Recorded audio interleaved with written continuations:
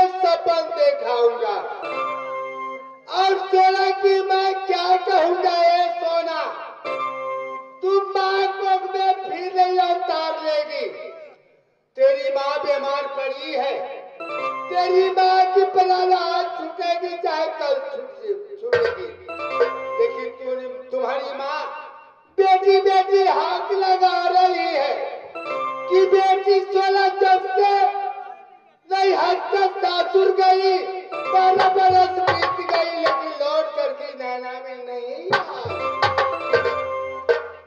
बेटी सोना तुम आएगी हमसे मिलेगी, बेटी जलवाला के सुपल में पाल लेगी।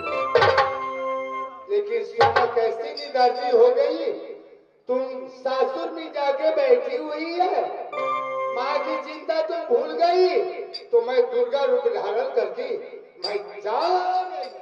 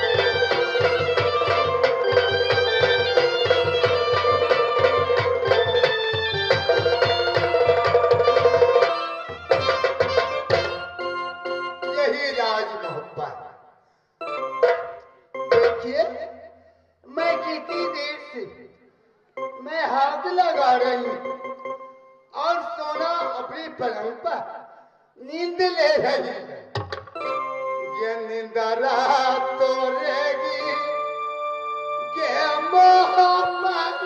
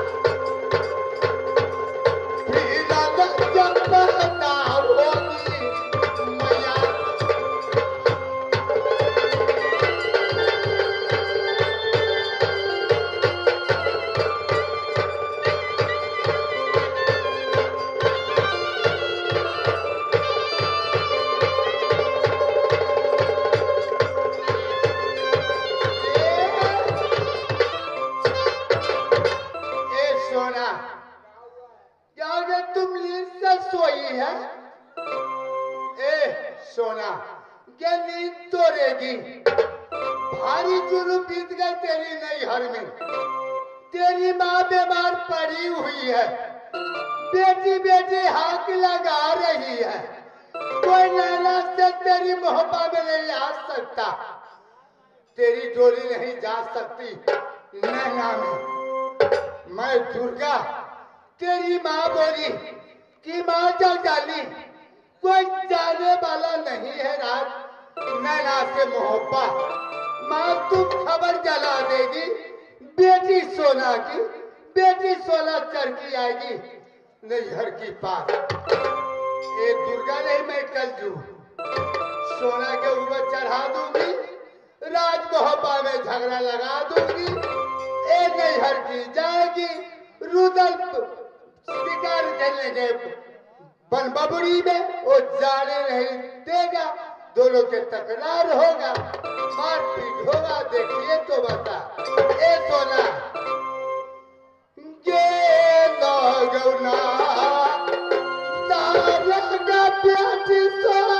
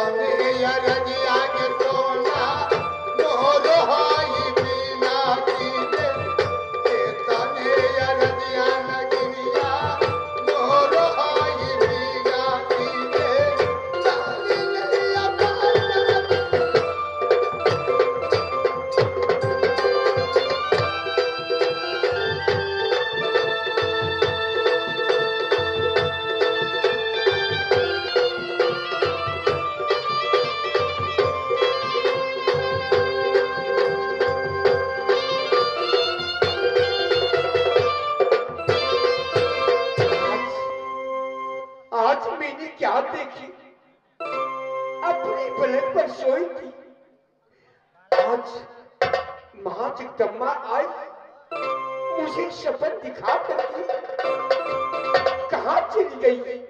हे माँ, आज शायद मुझे दर्शन देगी माँ। ये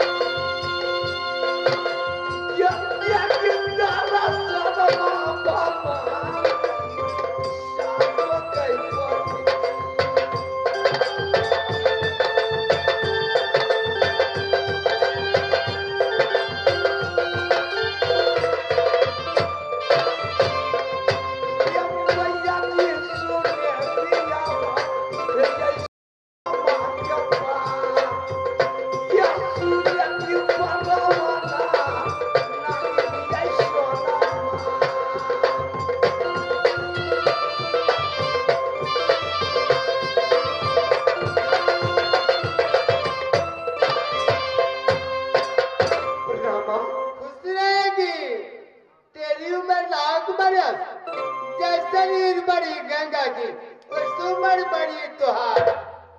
हे माँ, ए सोना, मैं कितनी देर से तुम्हारी राजमहल में हाथ लगा रही हूँ, लेकिन तुम अपनी पलंग पर नींद ले रही है। देखो माँ, ये तन को ना करेगा, ये ना गिरिया जया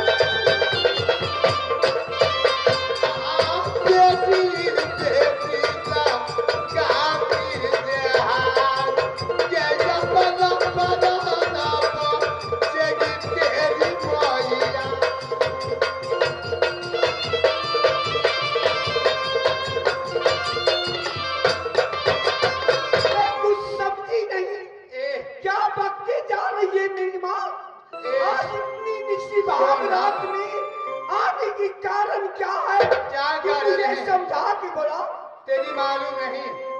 मुझे कुछ मालूम नहीं। सुनेगी? तेरी नाना की मैं खबर लेके आई हूँ। क्या खबर लेकर के आई है?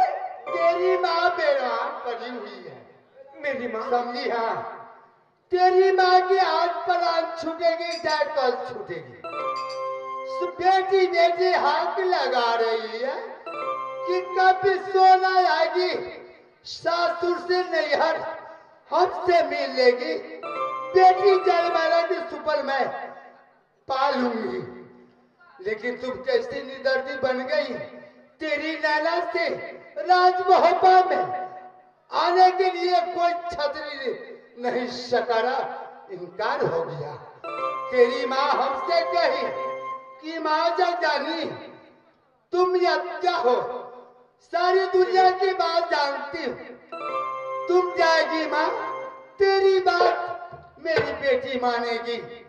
सोना, तुम जल्दी जाएगी, ये फिर मैया आप की जलेगी जया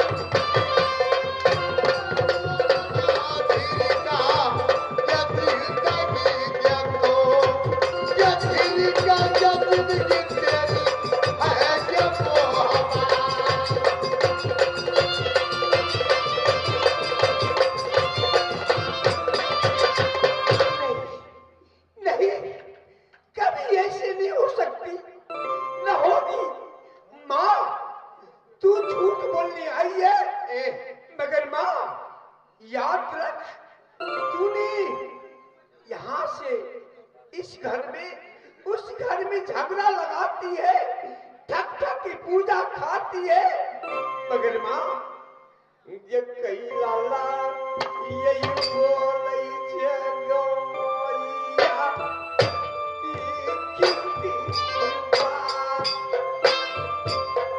तोरे क्या मतलब या क्या मतलब मेरी तो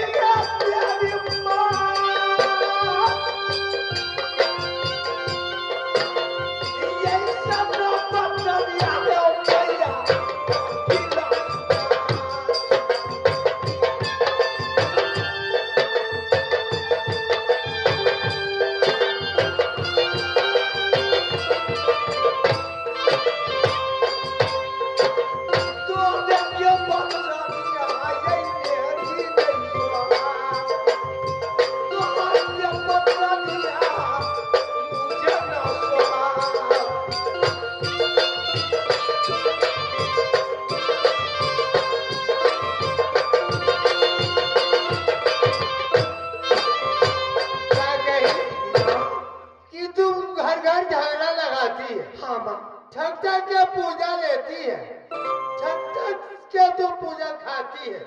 तेरी बात की मुझे विश्वास नहीं हो रही है। अगर तेरी माँ जो रहती बीमार तो हमारी भैया जी आप थे। सोना, तुम्हारी हम पर विश्वास नहीं हुई क्या माँ? अगर तुम नहीं तू सही कह रही है, सही कह रही है। तो मैं झूठ बोलने वाली हूँ। ठीक है माँ, तुम जाएगी? मैं जा सकती हूँ, मुझे प्रणाम के स्वीकार कर लो माँ। ये झूठे झूठे जिए